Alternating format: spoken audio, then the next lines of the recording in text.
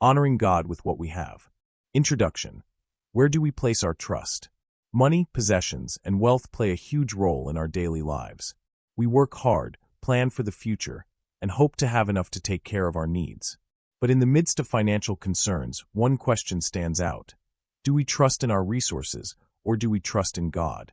Many people believe that honoring God is just about attending church, reading the Bible, and praying. But Scripture teaches that honoring God also involves our finances and resources. Proverbs 3 verses 9 to 10 gives us a foundational principle. Honor the Lord with your wealth, with the firstfruits of all your crops. Then your barns will be filled to overflowing, and your vats will brim over with new wine.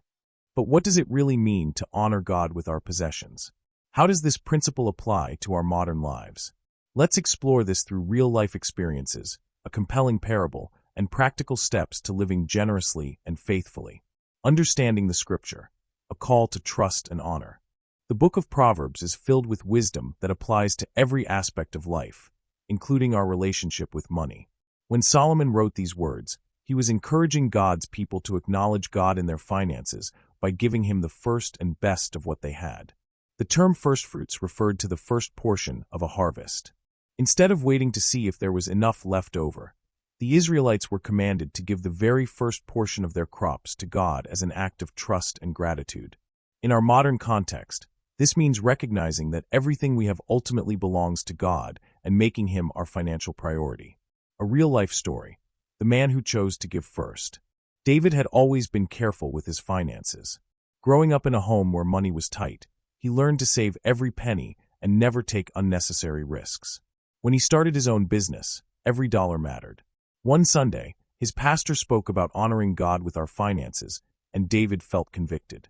If I truly trust God, shouldn't I put Him first in every area of my life? He decided that from that moment on, he would set aside the first portion of his income for God's work, before paying any bills or expenses. At first, it was challenging. He worried that he wouldn't have enough to cover unexpected costs. But over time, something incredible happened.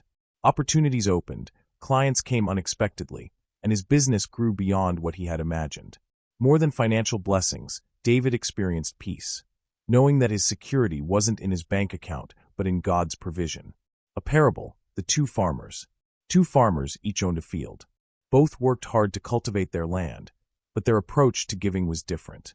The first farmer, James, always set aside the best portion of his harvest for God. He believed that if he honored God first, he would never lack what he needed. The second farmer, Thomas, was more cautious.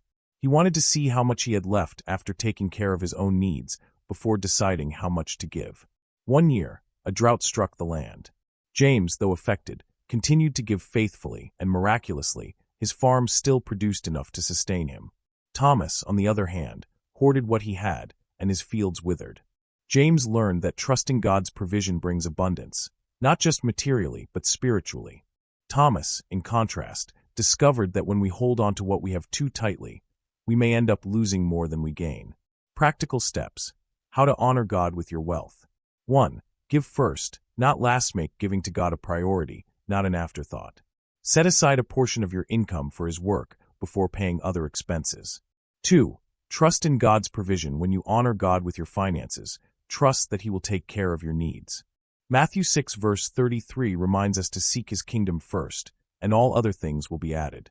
3. Practice generosity beyond money. Honoring God is not just about money. It includes our time, talents, and resources. Look for ways to be generous in all areas of life. 4. Be a good steward. Managing money wisely is also part of honoring God. Avoid wastefulness, plan responsibly, and use what He has given you to bless others. 5. Live with an open hand. We are not owners of our possessions, we are stewards. Living with an open hand allows God to bless us so that we can be a blessing to others. Final challenge. Living with trust and gratitude. What if we truly lived as though everything we have belongs to God? What if, instead of clinging to our possessions, we saw them as opportunities to glorify Him? The invitation of Proverbs 3 verses 9 to 10 is not just about giving, it is about trust. It is about believing that God is the true source of our security. It is about living in gratitude, knowing that when we put Him first, He will provide beyond what we can imagine. Reflection question. How can you honor God with what He has given you today?